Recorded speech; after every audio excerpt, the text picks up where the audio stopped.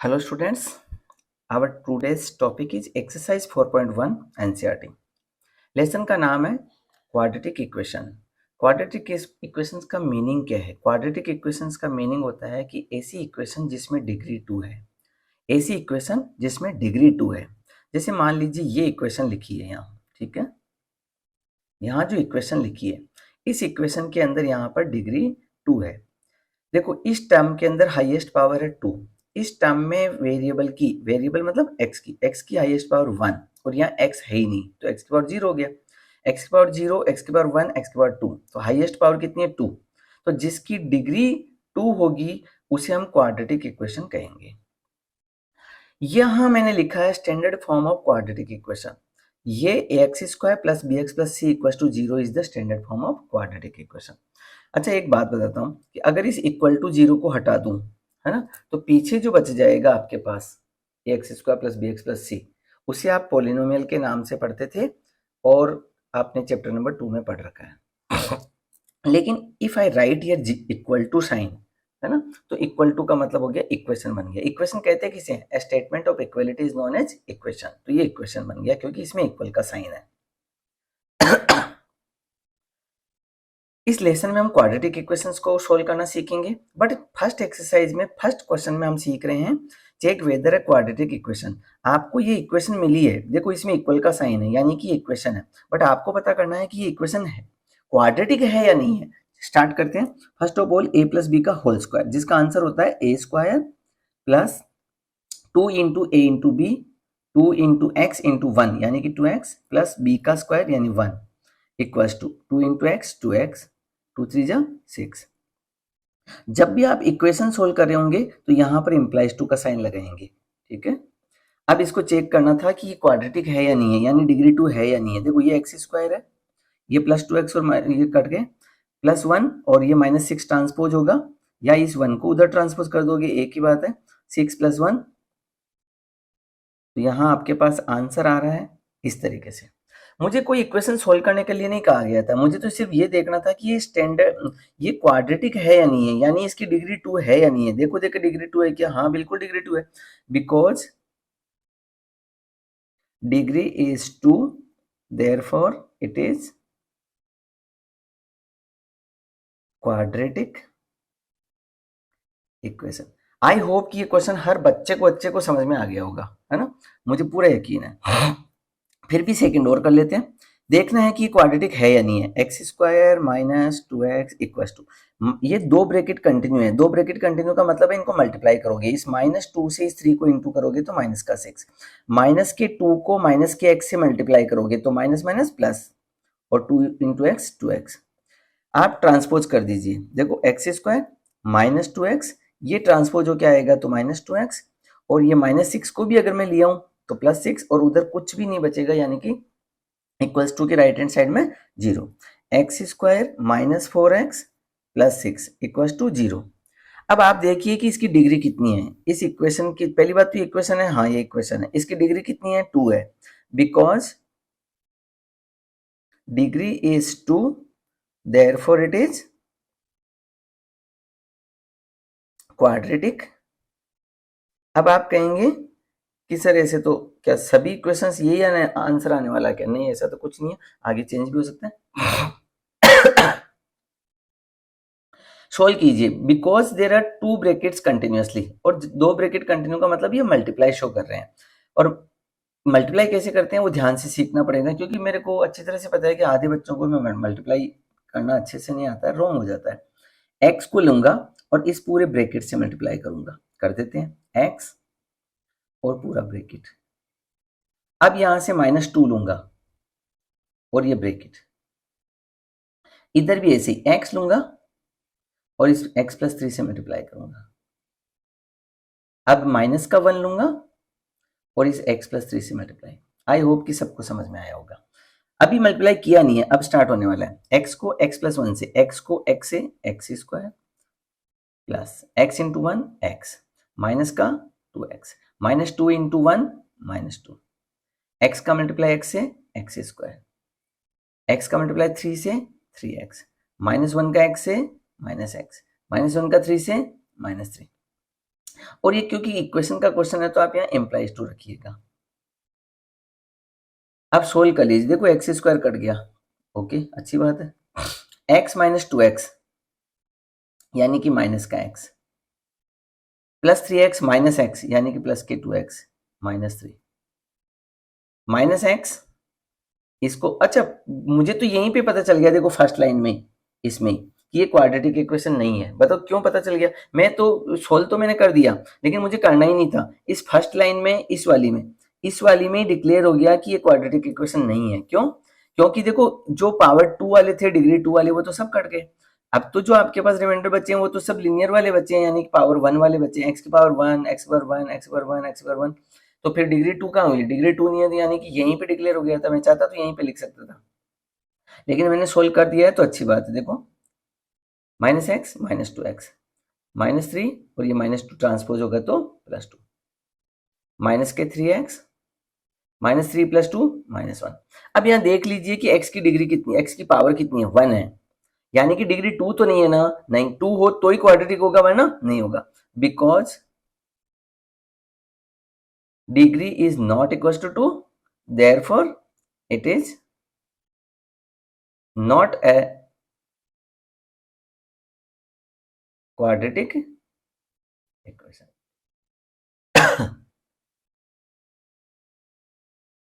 X का multiply two X plus one से।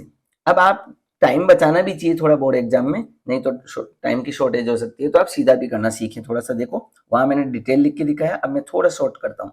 X को मल्टीप्लाई करोगे इस टू एक्स से, एक्स को टू एक्स से करोगे तो टू एक्स स्क्वायर, एक्स को वन से करोगे तो एक्स, माइनस थ्री को टू एक्स से करोगे तो, माइनस थ्री को वन से करोगे तो एक्स का एक्स से, एक्स का फाइव से। कुछ कट रहा हो तो काट लीजिए, नहीं कुछ नहीं कट रहा। टू एक्स स्क्वायर, और ये एक्स स्क्वायर ट्रांसपोज हो क्या आएगा तो माइनस का हो जाएगा, प्लस का एक्स माइनस का सिक्स एक्स, ये ट्रांसपोज होगा तो माइनस का फाइव एक्स, और ये माइनस का थ्री, और उधर कुछ भी नहीं बचा। Two x square minus one x square कितना होता है? वन एक्स स्क्वायर, प्लस का एक्स, प्लस का तो देखो अकेला एक्स है, लेकिन माइनस के 11 है, माइनस के सिक्स माइनस के फाइव यानी कि माइनस के 11,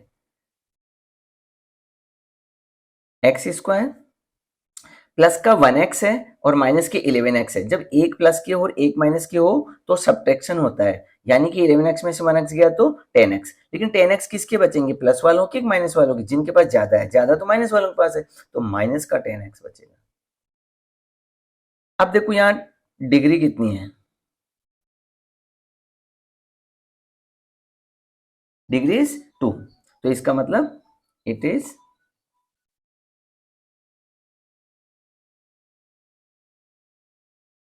अब बात यह आती है कि अगर ये क्वेश्चन ज्यादा मार्क्स में नहीं आया तो क्या यहां पता नहीं चल गया था आपको? इसी जगह यहीं पे पता चल गया था इस लाइन में कि देखो यहाँ x की पावर टू बच रही है और ये x तो कटेंगे नहीं कुछ, तो x की पावर टू तो आ ही गई है फाइनली, ठीक है। तो यहीं पे डिक्लेयर हो गया था कि ये तो क्वाड्रेटिक आएगा ही आंसर। चलिए फिफ्थ पार्ट को चेक करते हैं। ये देखो x है, x है, देखो मल्टीप्लाई होगा तो क्या होगा? टू एक्स का x से होगा टू एक्स स्क्वायर हो जाएगा, यानी कि यहाँ से तो एक्स स्क्वायर आएगा, यहाँ से भी एक्स स्क्वायर आएगा, ठीक है। लेकिन इधर टू एक्स स्क्वायर आएगा, उधर वन एक्स स्क्वायर आएगा, तो two x square minus one x square करोगे तो वन एक्स स्क्वायर बचेगा, यानी कि इसका आंसर क्वाड्रेटिक में आएगा, ठीक है। शॉर्टकट देखो, टू एक्स का एक्स से मल्टीप्लाई किया टू एक्स स्क्वायर, उधर एक्स का एक्स से किया एक्स स्क्वायर, लेकिन ये वन एक्स स्क्वायर है वो टू एक्स स्क्वायर, यानी बचेगा एक्स स्क्वायर हर हालत में, यानी कि एक्स की पावर टू बचेगा ही बचेगा, तो इसका आंसर यस ही आएगा। चलिए मल्टीप्लाई करते हैं, टू एक्स को मल्टीप्लाई करो एक्स से,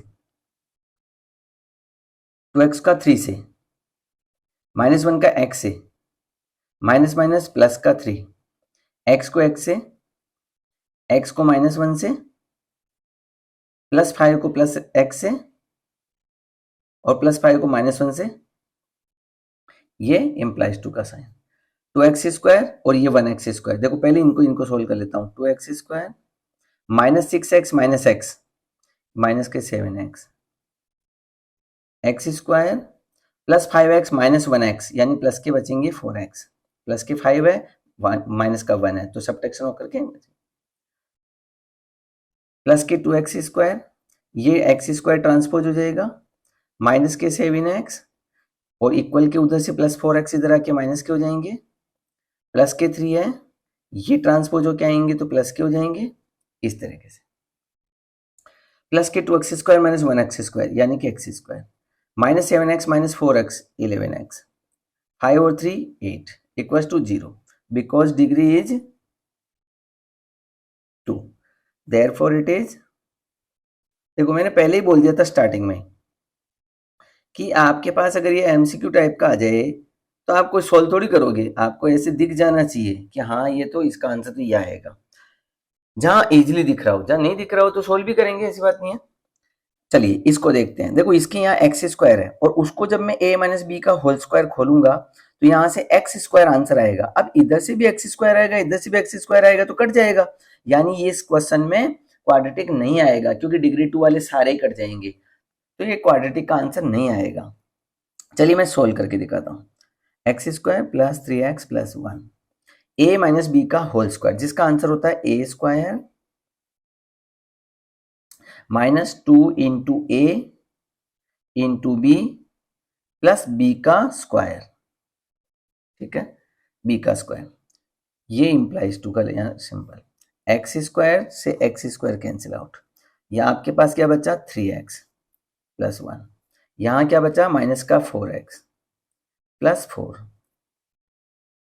3x और ये 4x plus 1 minus 4 equals to 0। अब देखो आपका आंसर तो कब का ही डिक्लेयर हो गया कि x² वाले तो कब के कट गए, तो आपको तो पहले से ही पता चल चुका है कि x² वाले कट गए हैं, तो फिर ये तो क्वाड्रेटिक में आएगा ही नहीं। फिर भी मैंने सोल्व करना सिखा दिया है। 7x minus 3 equal to 0। देखो कहाँ बचा, x की पावर कितनी बची 1, और जब x की पावर 1 होती है तो लीनियर इक्वेशन कहलाती है, न कि क्वाड्रेटिक। ऐसी इक्वेशंस जिसमें वेरिएबल की पावर हाईएस्ट पावर 1 हो यानी कि डिग्री 1 हो, उसे हम लीनियर इक्वेशन कहते हैं। ये कौन सी इक्वेशन है, लीनियर, क्वाड्रेटिक तो नहीं है, नहीं, because degree is not equal to 2, therefore it is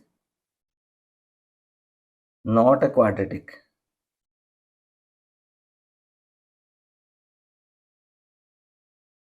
next a plus B का क्यूब, देखो a प्लस बी का क्यूब, जिनको याद नहीं हो फॉर्मूला तो मैं यहाँ बता देता हूँ कि फॉर्मूला क्या होता है। a प्लस बी के क्यूब का फॉर्मूला होता है a cube plus b cube plus 3a² b plus 3ab²। Learn कर लीजिएगा, a की जगह x लिखना है और b की जगह 2 लिखना है। इस सब के अंदर a की जगह x, b की जगह 2। आइए इसको ओपन कर देते हैं। a प्लस बी का क्यूब, सबसे पहले a क्यूब यानी x क्यूब,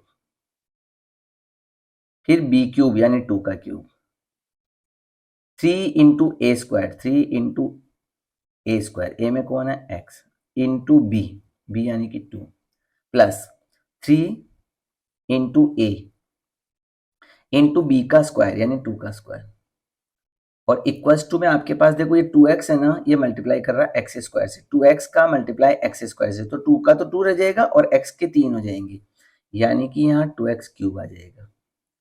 2x इंटू 1 यानी कि 2x,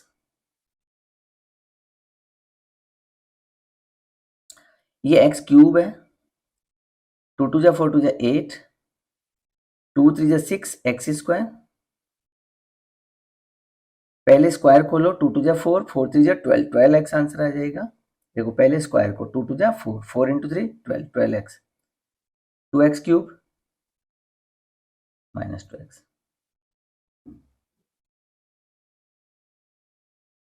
x क्यूब, इसको ट्रांसपोज करेंगे आप 6x² प्लस 12x, ये 2x ट्रांसपोज प्लस का 8 और इक्वल टू में 0। x cube minus 2x cube, ये तो 1x क्यूब है, वो 2x क्यूब है, और एक के प्लस है एक के माइनस है, यानी कि सब्ट्रैक्शन होगा, तो 2x क्यूब में से 1x क्यूब जाएगा तो 1x क्यूब, किसका माइनस का, 6x², 12 और 2 14, अब आपको क्या पूछा था, आपको पूछा था कि क्वाड्रेटिक है क्या, यानी कि डिग्री 2 है क्या, कहाँ है डिग्री 2। अब आप कहेंगे देखो इसके तो एक्स की पावर 0 है, क्योंकि है ही नहीं एक्स, यानी कि एक्स की पावर 0 है, यहाँ एक्स की पावर 1 है, यहाँ एक्स की पावर 2 है, यहाँ एक्स की पावर 3 है। देखो पहली बात तो क्या होता है, जब आपके हाईएस्ट पावर जो है ना डिग्री वाला, उसको यहाँ माइनस नहीं रखना है, तो सबका साइन चेंज कर दीजिएगा, माइनस से मल्टीप्लाई करा दीजिएगा, तो ये ऐसे बन जाएगा। देखो फर्स्ट ऑफ ऑल, अब बताओ कि यहाँ डिग्री 2 है क्या, नहीं, जो highest power of the variable होती है उसे हम डिग्री बोलते हैं। यहाँ 1 0 है, 1 है, 2 है, 3 है, तो हाईएस्ट कौन है, 3 है, और हाईएस्ट पावर 3 का मतलब हो गया डिग्री इज 3, डिग्री 2 नहीं है, ऐसे मत कहना, देखो ना सर यहाँ तो 2 है, 2 है तो ये डिग्री 2 हो गया, नहीं, हाईएस्ट पावर को डिग्री कहते हैं, हाईएस्ट पावर तो 3 है, तो डिग्री क्या है 3, यानी कि नॉट इक्वल टू 2, डिग्री 3, जिसका मीनिंग क्या हुआ कि degree is not equals to 2 therefore it is not a quadratic equation. Next open कीजिए एक्स क्यूब, ये फर्स्ट ऑफ ऑल ये एलएचएस तो एज इट इज रह जाएगा, x cube minus 4x² minus x plus 1, लेकिन यहां पर एक फॉर्मूला लग रहा है a माइनस बी का होल क्यूब, जैसे यहां था वैसे a माइनस बी का होल क्यूब, वहां प्लस का था या माइनस का, जिसका आंसर होता है a माइनस बी के होल क्यूब का a cube minus b cube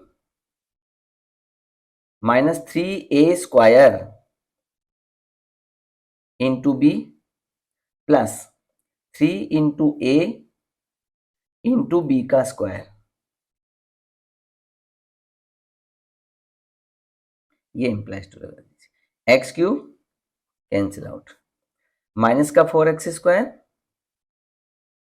minus का x प्लस 1, इधर राइट हैंड साइड में क्या क्या बचा, माइनस का 8, 2 3 6 और 6 इंटू x² 6x² प्लस 2 का पहले स्क्वायरिंग खुलेगी तो 2 2 4 4 और 4 3 12x आंसर आ रहा है। ओके अब देखिए आपके पास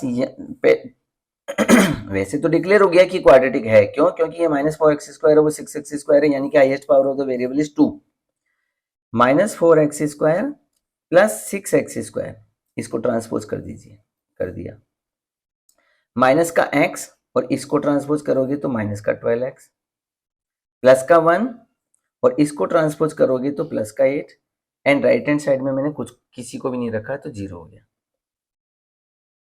प्लस की 6x² माइनस का 4x² तो कितना बच गया 2x², माइनस के हो गए 13x प्लस के हो गए 9 इक्वल टू 0। अब देखो highest power of the variable कितना है 2, यानी कि डिग्री 2 है, therefore it is a quadratic equation. लीजिए ये आपके 8 पार्ट्स कंप्लीट। क्वेश्चन सेकंड का first part, the area of A rectangular plot, देखो मैंने यहाँ एक रेक्टेंगुलर प्लॉट बना दिया है, क्या डायग्राम जरूरी है, नहीं ऐसा तो कुछ नहीं है, इक्वेशन का question, the area of rectangular plot is 528, area of rectangular plot is given 528, ये आपको गिवन में मिला, और क्या है, length of plot is 1 more than twice its breath, देखो ये इक्वेशंस के क्वेश्चन है, और बच्चों की यह मिस्टेक हर हाल में होती है क्योंकि वो अच्छे से नहीं पढ़ते हैं। इक्वेशंस के क्वेश्चन में सबसे बड़ी इंपॉर्टेंस होती है, क्वेश्चन को एक बार नहीं 2 बार पढ़ो भले, लेकिन आपको क्वेश्चन समझ में आना चाहिए, क्वेश्चन ही सही नहीं अंडरस्टैंडिंग कर पाओगे तो उसका सॉल्यूशन तो रॉन्ग ही जाना होता है। The length of the plot is, the length of the plot is, this one is, इसको मैं क्या लिख लूं लेंथ, इसको मैं क्या लिख दूं इधर ब्रेथ लिख देता हूं, the length of the plot is 1 more, length 1 ज्यादा है, 1 मोर एक ज्यादा है, किससे, देन जहां लगा हो वहां कंपैरिजन हो जाता है, तो आपको ध्यान रखना है कि कंपैरिजन हो रहा है, यहाँ किसके साथ हो रहा है, ट्वाइस इट्स ब्रेथ, ब्रेथ के साथ में हो रहा है, length is 1 more, length is देखो इज लिखा तो इक्वल टू लगा दो, वन मोर, वन ज्यादा है, लेकिन किससे? जो देन के बाद लिखा होगा वो इस जगह आएगा यहाँ, वन मोर देन। अब देन के बाद क्या है? Twice its breath, twice its breath. देखिए ऐसा बनेगा क्वेश्चन, लेट। ठीक है, आप इसको एक्स में शिफ्ट कर दीजिए, अभी मैंने किया नहीं है, तो देखिए किस तरीके से हो जाएगा, लेट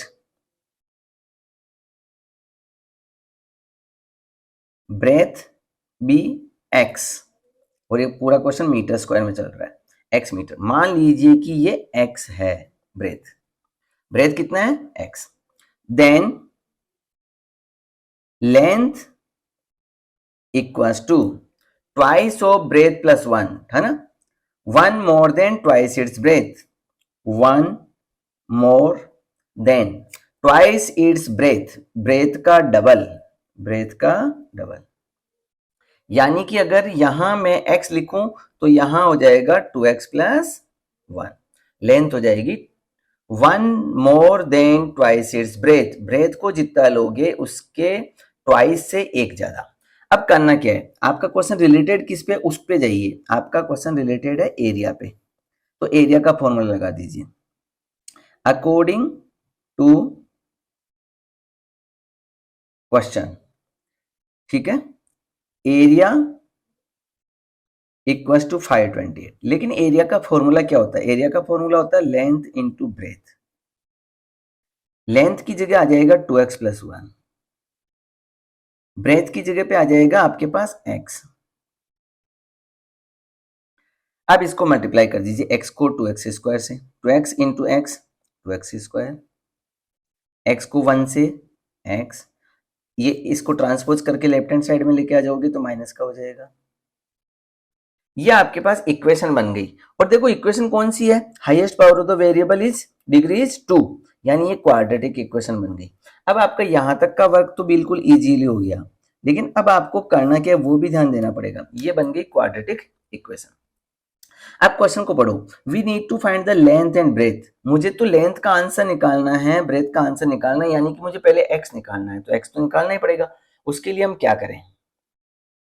अब इसको सोल्व करने के लिए आपने 9th और 10th में सीख रखे हैं पहले से पॉलिनोमियल सोल्व करना, मिडिल टर्म स्प्लिटिंग जिसको अपन बोलते हैं, फैक्टराइजेशन मेथड उसको बोलते हैं, उसके द्वारा आप इसको सोल्व कर लीजिए।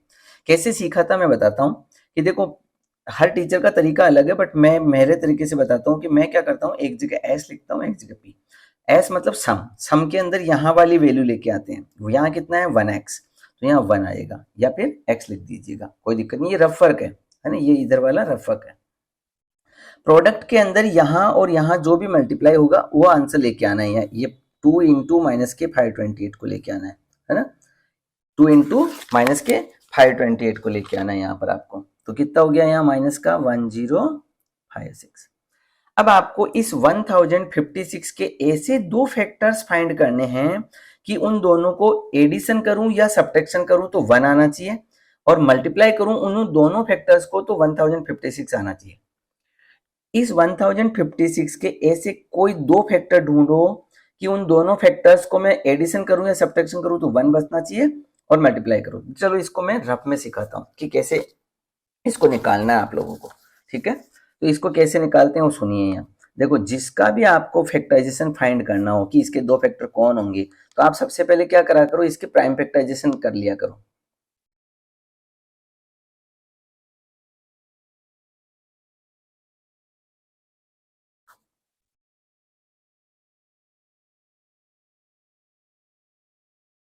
इस तरीके से आप उसके प्राइम फैक्टराइजेशन कर लिया करो।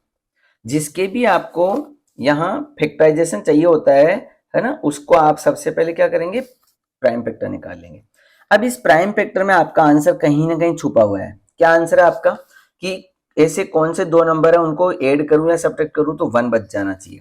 मैं बताता हूँ, कोई से भी ट्राई मार के देखना है इसमें से, है ना, ट्रायल एंड एरर करना है। जैसे मैंने इनको चूज किया, 2 2 टू 4, 4 टू 8, 8 टू 16, ठीक है, 16 टू 32। ये सारे में अगर एक साइड रख दूं ये वाले तो 32 हो जाएंगे, और ये दोनों अगर मैं बात करूं ये वाले, है ना, ये वाले, तो 33 हो जाएंगे। अब आप देख लो 33 में से 32 गया तो 1, आपको 1 ही चाहिए था। तो ऐसे दो नंबर इसके ऐसे कौन से दो फैक्टर्स है, इसके ऐसे कौन से दो फैक्टर्स है कि उन दोनों को अगर मैं ऐड या सब्ट्रैक्ट करूं तो 1 आना चाहिए। हाँ आ रहा है ना, 33 और 32 ये सारे मैंने एक तरफ रखे तो 32 ये रखा तो 33। 33 और 32 दो ऐसे फैक्टर्स है मेरे पास कि मैं उनको सब्ट्रैक्ट करूं तो 1 आ रहा है और इनको मल्टीप्लाई करूं तो ये आ रहा है। ओके चलिए तो इसको रख के देखते हैं। यहां आएगा आपके पास एक क्वेश्चन अच्छे से समझिए फिर बाकी बात आपको आ जाएंगे। अब देखो यहाँ 1 लाना है, वो भी प्लस का लाना है, तो 33 को मैं प्लस का 1 लाना है मुझे, तो जब प्लस का लाना है तो प्लस का साइन मुझे ग्रेटर नंबर को देना है इसको, और ये देना है स्मॉलर नंबर को। चेक करो 33 माइनस 32 1 बच गया, और 33 को अगर मैं माइनस के 32 से इंटू करूं तो plus into minus equal to minus, तो वहां भी सही हो जाएगा। यानी मेरा आंसर मुझे मिल चुका है कि मेरा आंसर कौन है, मेरे आंसर जो दो फैक्टर मुझे चाहिए थे वो मुझे मिल गए हैं। ठीक है, ये रफ फर्क है ये वाला। ठीक है, ये रफ फर्क है ना। जरूरी नहीं है कि आप एग्जाम में ही लिख के आए, इसकी कोई आवश्यकता नहीं है, लेकिन लिखे होगे तो कोई दिक्कत नहीं है। चलिए अब यहां कैसे सोल्व करते हैं वो भी सीखिए। जो 2x² है उसे एज इट इज रखा जाता है, और इस माइनस के 528 को भी एज इट इज रखा जाता है। तो फिर फैक्टराइजेशन किसका करते हैं, नाम ही आपको मालूम है middle term splitting, middle term को स्प्लिट कर दो। इस 1x वाली को मैं यहाँ x लिख सकता था, चाहता तो यहाँ भी x लगा सकता था, x इसको लगा सकता था। ये 1x है, 1x है यानी कि ये 1 है, तो 1 को मिडिल टर्म स्प्लिटिंग करने के लिए क्या क्या लाना पड़ेगा वो आपको मैंने बता दिया कि जहां से तुम 1 हटाने वाले हो वहां उस जगह आपके पास 33x माइनस 32x लिखना पड़ेगा। ओके ये फैक्टराइजेशन हो गया। अब आपको क्या करना है, ये जो फर्स्ट टू टर्म्स है इनमें कुछ ना कुछ कॉमन आ रहा होगा, इनमें कुछ ना कुछ कॉमन आ रहा होगा। देखिए इन दोनों में क्या कॉमन आ रहा है, इन दोनों में आपके पास x कॉमन आ रहा है, तो रिमाइंडर क्या बचा, कॉमन का मतलब होता है डिवाइड लगाना, इस x का डिवाइड इसमें लगाओ तो एक x कट जाएगा तो 2x आंसर आ जाएगा, x का डिवाइड इसमें लगाओ तो 33 आंसर आ रहा है। अब बात आती है यहां क्या कॉमन आ रहा होगा। ठीक है, अब इन दोनों में क्या कॉमन आ रहा है वो देखना पड़ेगा। जब आप दोनों में देखेंगे तो आपको तो कुछ दिख ही नहीं रहा है कि कॉमन नाम की कोई चीज भी है क्या, क्यों, क्योंकि ये बड़ा नंबर है तो आपको जजमेंट नहीं हो रहा है। अरे यहां से जजमेंट ले लो, देखो यहाँ कितना लाना जरूरी है, 2x लाना जरूरी है, तो 2 कब आएगा, जब यहाँ 16 कॉमन होगा, जब तो यहाँ 2 आएगा, 16 2 जा 32, यहाँ 2 आना जरूरी है, और 2 तभी आएगा जब 16 कॉमन आएगा। यानी कि आपको थोड़ा बहुत जजमेंट इस तरीके से कर लेना है, यानी इन दोनों के अंदर 16 कॉमन है। अगर कॉमन का मीनिंग क्या होता है, कॉमन का मीनिंग होता है कि 16 का इसमें भी डिवाइड जा रहा है और उसमें भी डिवाइड जा रहा है, तो लगाओ भी डिवाइड, ये 16 का डिवाइड लगा दिया, 16 टू जा 30, माइनस कॉमन आया है यानी कि वहां का साइन चेंज हो जाएगा, डिवाइड लगाएंगे आप माइनस 16 का इसमें तो साइन चेंज हो जाएगा, माइनस माइनस प्लस। 16 का डिवाइड जब 528 में लगाओगे तो 33 ही आएगा, आप चाहें तो लगा के देख लीजिएगा, क्योंकि यहाँ 33 है। तो अगर आपका क्वेश्चन सही चल रहा है तभी ऐसा होगा, अगर कहीं मिस्टेक होगी जब ऐसा नहीं होगा। ओके, अगर दोनों ब्रैकेट सेम टू सेम हो तो समझ जाइएगा कि आपका वर्क ऊपर से सही चल रहा था, और आप उस ब्रैकेट को कॉमन निकाल दीजिएगा। दोनों ब्रैकेट सेम है, हाँ, यानी मेरा वर्क सही चल रहा है। अब इस ब्रैकेट को पूरे को कॉमन निकाल दोगे, जब इस पूरे ब्रैकेट को आप कॉमन निकाल देंगे तो जो भी रिमाइंडर बचा है यानी x माइनस 16 वो आपके पास बच जाएगा। चलो ब्रैकेट को पूरा कंप्लीट ब्रैकेट कॉमन आ गया। अब जब पूरा ब्रैकेट कॉमन आ गया यहां से तो बचा कौन, x, ये पूरा कॉमन आ गया तो बचा कौन, 16। अब आपके पास दो फैक्टराइजेशन आ चुके हैं, अब इसके भी रूट्स निकाल दीजिए, इसके भी निकाल दीजिए, 2x plus 23 individually equals to 0 और x minus 16 is individually you will write equals to 0।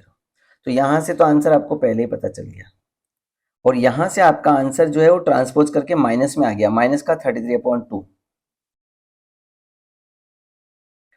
चलिए ये क्वेश्चन लेंथ ब्रेथ का है, तो माइनस में लेंथ हो नहीं सकती और ब्रेथ भी माइनस में नहीं हो सकता है ना। ये यहाँ माइनस में आ रहा है एक्स का आंसर, एक्स किसको लिया था तुमने, ब्रेथ को, क्या ब्रेथ माइनस में हो सकती है, नहीं हो सकती, तो ये रिजेक्ट हो जाएगा। तो फिर आपका आंसर तो एक ही बचेगा, ये वाला। ठीक है, एक्स यानी कि ब्रेथ का आंसर आ गया आपके पास। अब यहाँ आपके पास ब्रेथ यानी कि एक्स यानी कि 16। अब दूसरा निकालना था लेंथ।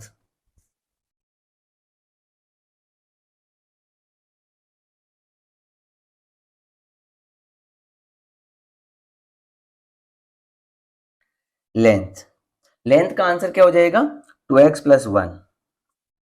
अब इसमें वैल्यू पुट कर दीजिए, 2 इंटू एक्स प्लस 1, 16 टू जा 32 एंड 1 33। यह आपके पास में लेंथ का भी आंसर आ गया। आपको यही करना था, लेंथ और ब्रेथ फाइंड करना था, ठीक है। यानी आप यहाँ लिख दीजिए answer length equal to 33 metre and breadth equal to 16 metre. ये आपके पास लेंथ और ब्रेथ दोनों के आंसर्स आ गए, ठीक है।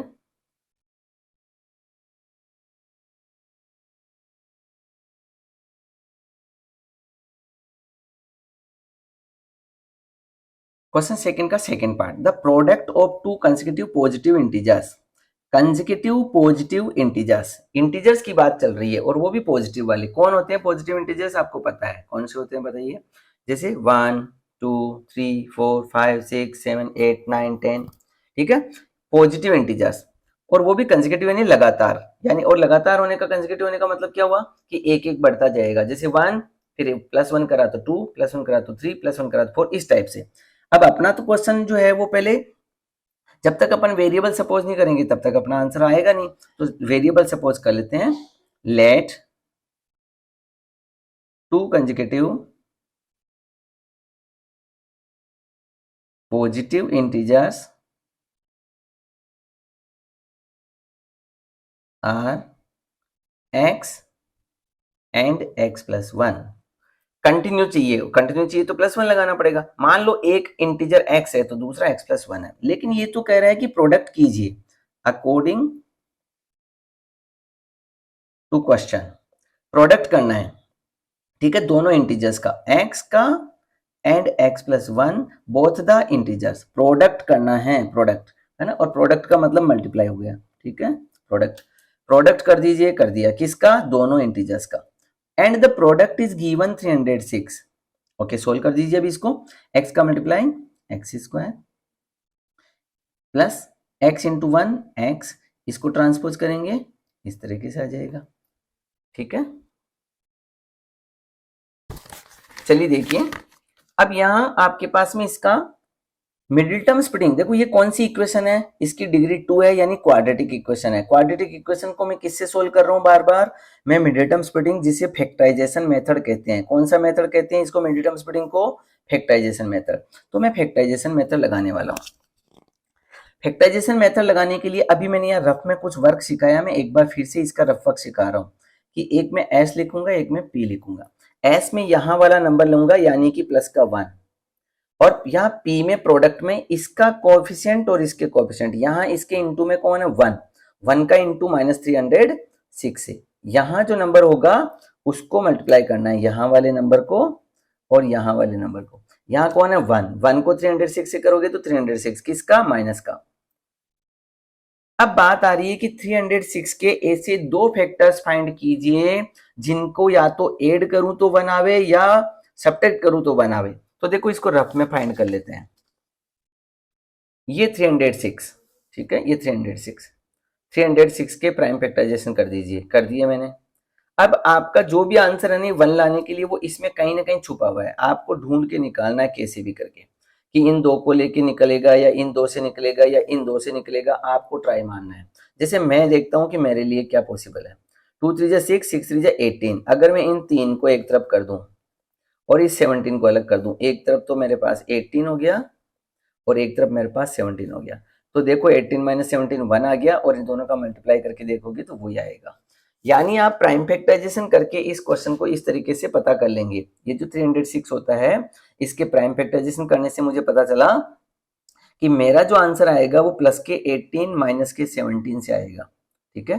प्लस 18 माइनस 17 यानी कि 1, प्लस 18 इंटू -17 से, देखो प्लस माइनस माइनस तो वो आ जाएगा। अब मेरे आंसर्स मुझे पता है, फर्स्ट वैल्यू सेम रखनी होती है, ये माइनस का 306 भी सेम रखना होता है।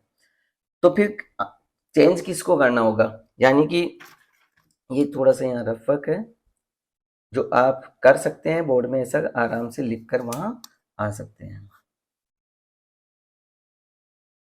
और इसको फेयर में भी रखेंगे तो कोई प्रॉब्लम नहीं है। अब इस +1 की जगह अब यहाँ से वैल्यू कौन आने वाली, इस +1 की को रिप्लेस करने के लिए, मिडिल टर्म स्प्लिट करने के लिए आपने स्प्लिट कर रखा, स्प्लिट मतलब ब्रेक डाउन कर दो, तोड़ दो। मैंने 1 को तोड़ दिया, 18 माइनस 17, तो यहाँ लिख दीजिए। लेकिन इस x को साथ लगाइएगा, 18x माइनस 17x, तभी तो 1x बचेगा। चलिए, इतना करने के बाद क्या करेंगे आप, इतना करने के बाद कि यहाँ कुछ ना कुछ कॉमन आ रहा होगा इन दोनों के अंदर, इन दोनों में और फिर इन दोनों में, देख लीजिए कुछ कॉमन है क्या, हाँ x कॉमन है, तो आंसर बच गया x प्लस 18, क्योंकि x का डिवाइड चला जाएगा। अब आप कहेंगे कि यहाँ कॉमन क्या आएगा, तो आप कॉमन का मतलब होता है ऐसा कौन सा नंबर है जो इसको भी डिवाइड कर रहा है उसको कर रहा है, 17 को तो केवल 17 ही करता है वैसे भी, ठीक है। 17 का डिवाइड गया x, माइनस की वजह से यहाँ माइनस साइन चेंज, प्लस 17 का डिवाइड इसमें लगा के भी देखोगे तो 18 ही आएगा, अगर आपका वर्क ऊपर से ही चल रहा है तो। दोनों ब्रैकेट अगर सेम टू सेम आ गए हैं तो आपका वर्क बिल्कुल 100% राइट चल रहा होगा, तो इसको कॉमन निकाल दीजिए, x प्लस 18 को कॉमन निकाल दीजिए। अब ये दोनों ब्रैकेट कॉमन गए, कॉमन गया तो यहाँ से ये कॉमन जाने पर क्या बचा, x, ये कॉमन चला गया तो यहाँ क्या बचा, 17। अब फिर से आपके पास दो ब्रैकेट हो गए, this one individually equals to 0 लिखिए और x माइनस 17 इक्वल्स टू 0 लिखिए। इसको सोल्व करोगे तो x इक्वल्स टू माइनस 18 आ रहा है, इसको सोल्व करोगे तो x इक्वल्स टू 17 आ रहा है। अब ये देखना है कि x की वैल्यू माइनस पॉसिबल है क्या, था क्या इधर नंबर, x किसको माना था आपने, आपने x माना था पॉजिटिव इंटीजर को। जब यहाँ तुम कह रहे हो कि इंटीजर कैसा चाहिए, पॉजिटिव चाहिए, तो फिर इसको ले सकते हो क्या, नहीं ये तो नेगेटिव इंटीजर है, तो नेगेटिव इंटीजर तो इसने मना किया है लेने के लिए, तो इसको तो रिजेक्ट डालना ही पड़ेगा। क्यों डाला है वो मैं यहाँ लिख नहीं रहा हूँ, जगह का थोड़ा सा प्रॉब्लम रहता है कैमरे में, फिर पेपर बड़ा हो जाता है तो आता नहीं है, तो थोड़ी सी लैंग्वेज कम करनी पड़ती है। ये रिजेक्ट क्यों हुआ मैं ओरल में बोल देता हूँ कि ये नेगेटिव इंटीजर है, जबकि आपको तो यहाँ पॉजिटिव इंटीजर मांगा था, तो फिर इसका मतलब आपका फाइनल आंसर तो ये एक ही बचा, ये वाला ही। चलिए x किसको माना था, इंटीजर नंबर 1 को, फर्स्ट इंटीजर x, और सेकेंड इंटीजर कंसेक्यूटिव पूछा था ना, x प्लस 1,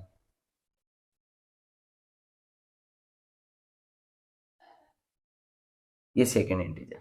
तो इस तरीके से आपका क्वेश्चन कंप्लीट होता है। आपको जो दो इंटीजर मांगे थे, अब चाहो तो आप आंसर चेकिंग कर सकते हो, इसने कहा कि दोनों का मल्टीप्लाई 306 आएगा, अब आप चाहो तो इसका मल्टीप्लाई करके देख सकते हो, ठीक है, कि दोनों का मल्टीप्लाई 306 आ रहा है या नहीं आ रहा है, 17 और 18 का। मुझे तो पता है कि आ रहा था, ठीक है, और आपको भी पता चल जाएगा अगर आप मल्टीप्लाई करेंगे तो। अब यहाँ आंसर्स लिख दीजिए, ठीक है, answer, two positive integers are 17 and 18।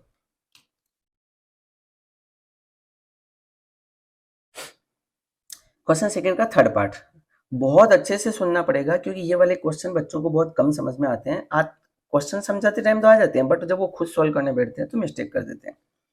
Rohan's mother is 26 years older than him, Rohan की मम्मा रोहन से 26 साल बड़ी है, ठीक है, बड़ी है यानी कि प्लस का निशान लगेगा। अगर मान लो रोहन x साल का हो, प्रेजेंट एज यानी आज की डेट में, रोहन प्रेजेंट एज x, आज अगर रोहन x का होगा तो उसकी मम्मी उससे 26 साल बड़ी है, यानी कि यहाँ प्लस लगा दीजिएगा। रोहन अगर आज की डेट में x का हो तो उसकी मदर x प्लस 26 की है, but the product of their edges 3 years from now, लेकिन ये आज की बात कर ही नहीं रहा है इसकी, तो किसकी कर रहा है, ये तो आज के 3 ईयर्स फ्रॉम नाउ, आज से 3 साल बाद, आज के 3 साल बाद की बात कर रहा है, आफ्टर 3 ईयर्स की बात कर रहा है। अच्छा एक बात बताओ, रोहन अगर आज x का है तो आज के 3 साल बाद कितना हो जाएगा, 1 साल 2 साल 3 साल, 3 साल बढ़ जाएगा, यानी कि x का प्लस 3 हो जाएगा, तो रोहन आज के 3 साल बाद आज x का है तो 3 साल बाद x प्लस 3 का हो जाएगा।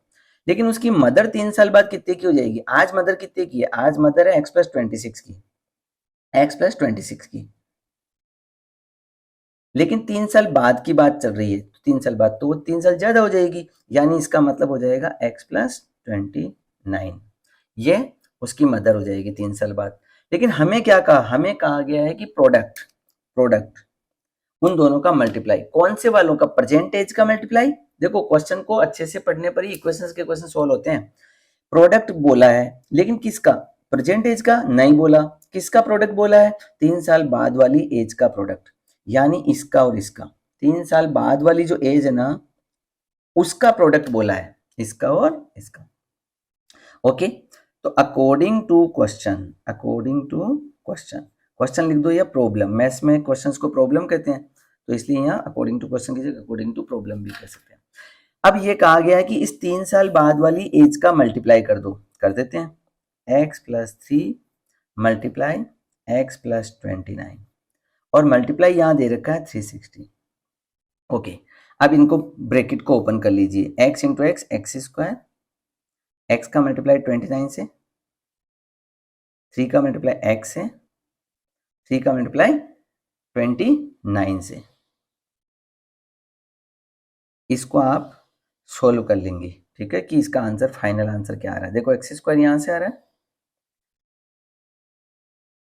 32x यहाँ से आ रहा है, और 87 माइनस 360 करेंगे तो आपके पास आंसर आ जाएगा ये वाला।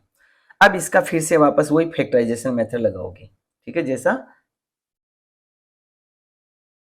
आप इस 273 के फैक्टराइजेशन करेंगे यहाँ रख के, जैसे पहले सिखाया अभी थोड़ी देर पहले, सेम उसी टाइप से यहाँ पे आप वर्क करेंगे। तो यहाँ आप 273 की जब प्राइम फैक्टराइजेशन करेंगे तो देखिए ये रहे 273 के प्राइम फैक्टराइजेशन, तो यहाँ ये आंसर आ रहे हैं। इसमें से आपका कौन सा आंसर है वो देखना। आपको करना क्या है? आपको करना 32 लाना है। तो देखो 13 3 जा 33, कहाँ गया, एक सेकेंड,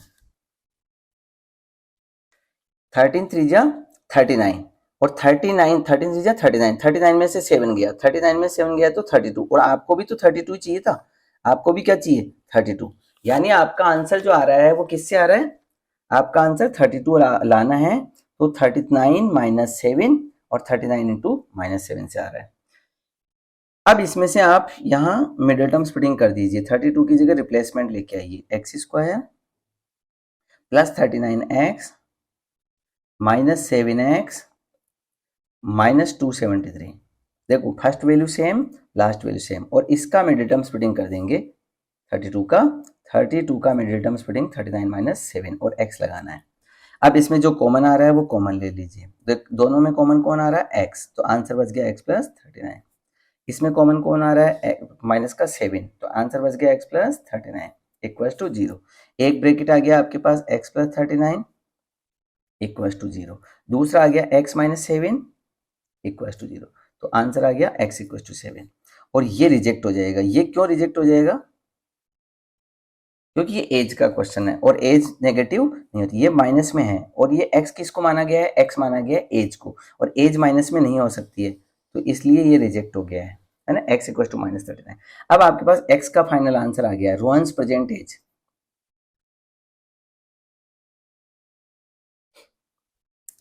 x का आंसर आ गया 7। x कौन है यहाँ पर? Rohan's present age, Rohan's present age, x यानी 7 ईयर्स, ठीक है, 7 ईयर्स।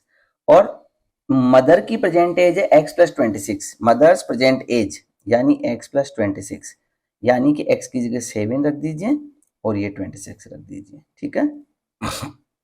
तो ये हो गई 33 ईयर्स। क्वेश्चन नंबर सेकंड का फोर्थ पार्ट। देखो इस क्वेश्चन को बहुत अच्छे से सुनना है, क्योंकि बोर्ड में भी आ सकता है और इम्पोर्टेंट भी रहेगा। A train travels a distance of 480 kilometre. देखो डिस्टेंस याद कर लो, एक तो कितना डिस्टेंस बोला इसने? 480 किलोमीटर, ठीक है, मैंने लिख दिया distance 480 kilometre. At a uniform speed, गाड़ी जो है, ट्रेन जो है वो 480 के डिस्टेंस को कवर करने वाली है, बट किस स्पीड से? यूनिफॉर्म स्पीड, कुछ भी मेंशन नहीं है, यूनिफॉर्म स्पीड है।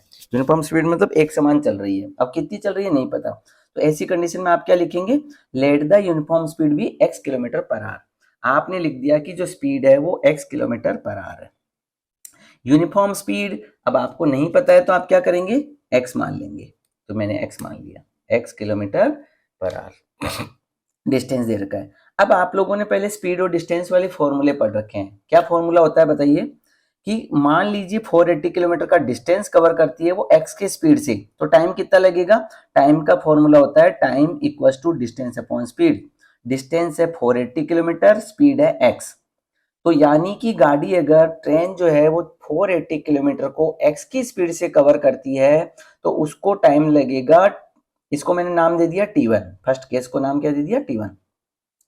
तो जो उसको ट्रेन को 480 किलोमीटर की डिस्टेंस को x की स्पीड से अगर वो कवर करती है तो टाइम लगेगा डिस्टेंस अपॉन स्पीड, यानी कि 480 अपॉन x। इसको मैंने फर्स्ट इक्वेशन नाम दे दिया। 480 किलोमीटर के डिस्टेंस को x की स्पीड से कवर करती है तो टाइम लगेगा t1 equal to 480 upon x। अब सेकंड केस में क्या लिखा है? If the speed had been 8 kilometre per hour less. अब वो कह रहा है कि अगर स्पीड कम हो जाए, देखो now speed had been 8 kilometre per hour less, कम हो गई, अब स्पीड कम कर रहा है, वो स्पीड कम कर रहा है लेकिन डिस्टेंस अभी भी 480 है, तो बताओ अब टाइम कितना लगेगा? वापस वही फॉर्मूला लगेगा, कौन सा? Distance upon speed. डिस्टेंस कितनी है? 480, लेकिन अब उसकी स्पीड कितनी है?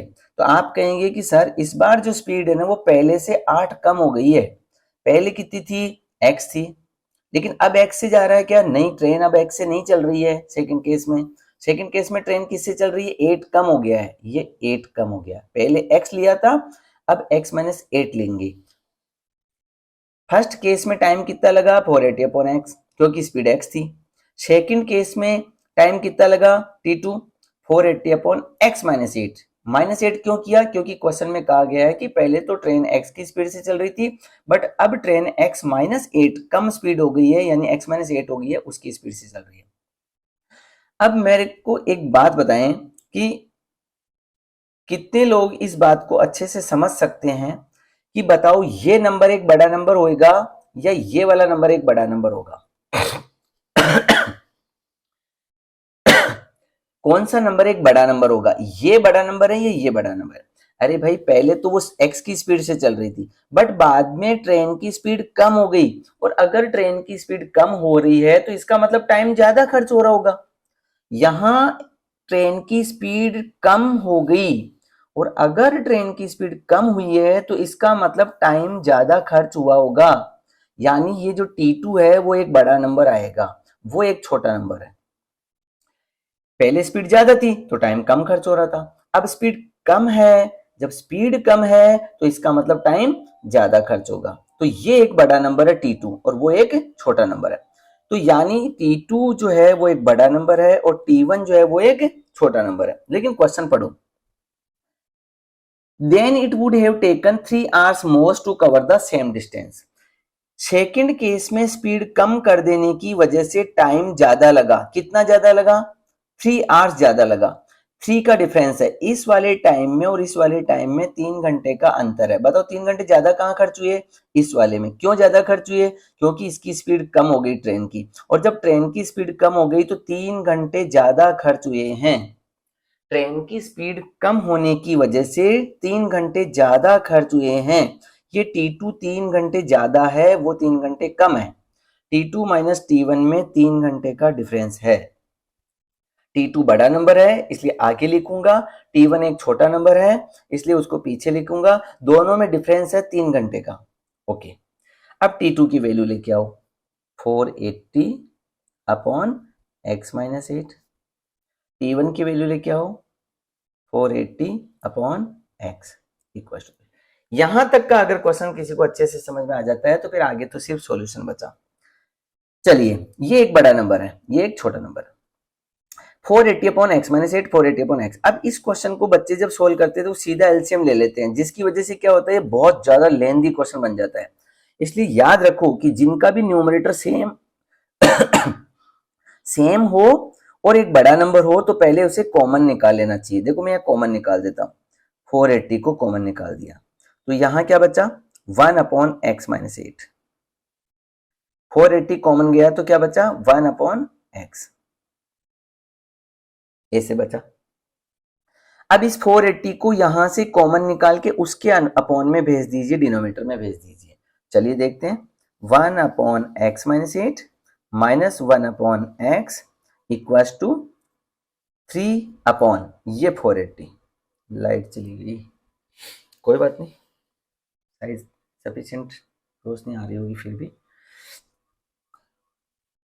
तो ये 480 को उसके अपॉन में भेज दीजिए, 480 को 3/480।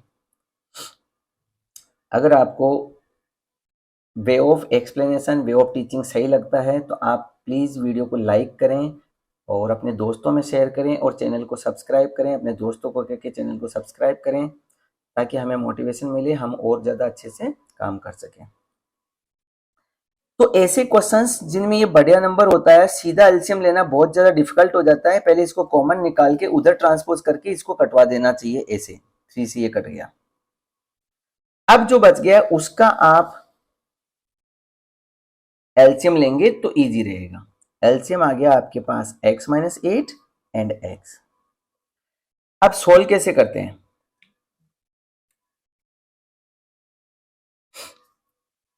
देखिए x-8 to x-8 cancel, remainder is x। ये जो x आया है आंसर, देखो x-8 को डिवाइड लगा दो, लगा दिया तो ये कट जाएगा, ये बच जाएगा x। x को न्यूमरेटर के 1 से इंटू कर दो तो x,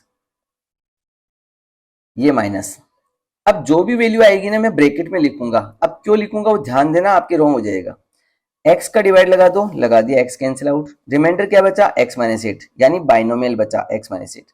इस x-8 को इस 1 से इंटू करना है, तो जब x-8 को 1 से इंटू करोगे तो x-8। अगर कोई यहाँ माइनस या ब्रैकेट नहीं लगाएगा तो उसके रॉन्ग हो जाएगा। क्यों, क्योंकि एक बाइनोमियल टर्म बच रही है। बाइनोमियल टर्म बचती है तो फिर माइनस की प्रॉब्लम क्रिएट हो जाती है। अब इसको सोल्व कर दीजिए, x minus x, minus into minus plus. ये देखिए अगर आप ब्रैकेट नहीं लगाते हैं ये वाला तो आपका आंसर रॉन्ग हो जाने का चांस बन जाएगा। इसको मल्टीप्लाई करो,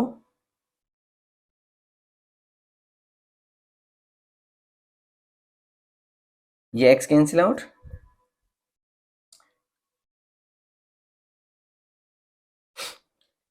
यहां से जगह नहीं होने से इधर लिख लेते हैं x² माइनस 8x। देखो यहाँ एक सिंगल फ्रैक्शन है, यहाँ भी एक सिंगल फ्रैक्शन है। जब ऐसा कभी हो ना आपके पास कि इधर भी सिंगल फ्रैक्शन हो इक्वल के और उधर भी, तो फिर आपको क्रॉस मल्टीप्लाई करना होता है। ठीक है, ध्यान दीजिएगा, यहाँ क्रॉस मल्टीप्लाई करना पड़ेगा। x² माइनस 8x को 1 से, तो इसका मतलब x² माइनस 8x को 1 से करोगे तो एज इट इज।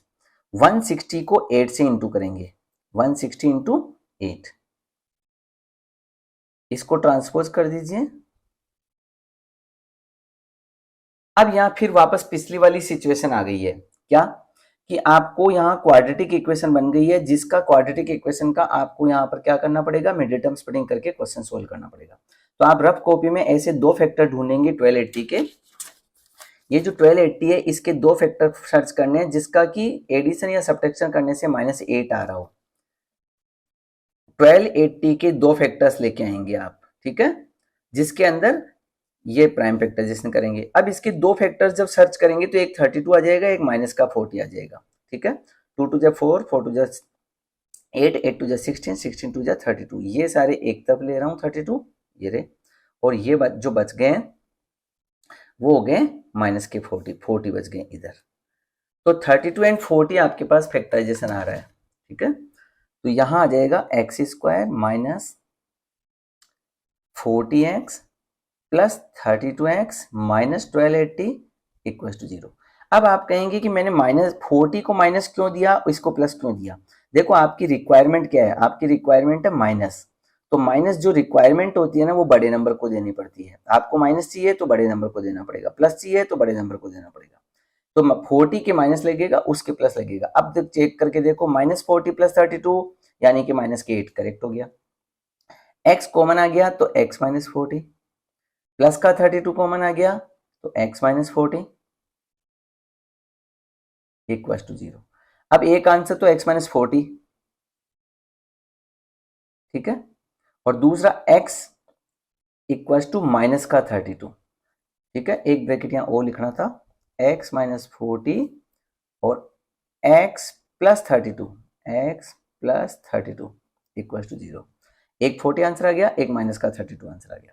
तो x इक्वल टू 40 और x इक्वल टू माइनस का 32। अब ये क्वेश्चन किसका चल रहा है, x क्या है यहाँ पर, x है स्पीड। तो स्पीड तो नेगेटिव नहीं होगी यहाँ, तो इसको रिजेक्ट कर दीजिए। ठीक है, स्पीड तो नेगेटिव नहीं होगी। अब ऐसी कंडीशन में आपको करना क्या है कि x का 40 आंसर है, यानी कि स्पीड का आंसर 40 है।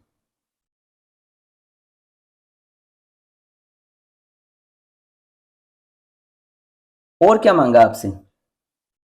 Find the speed of train, बस यही मांगा आपसे, और कुछ मांगा ही नहीं है। ठीक है, तो ये आपके पास स्पीड ऑफ ट्रेन का आंसर बन गया।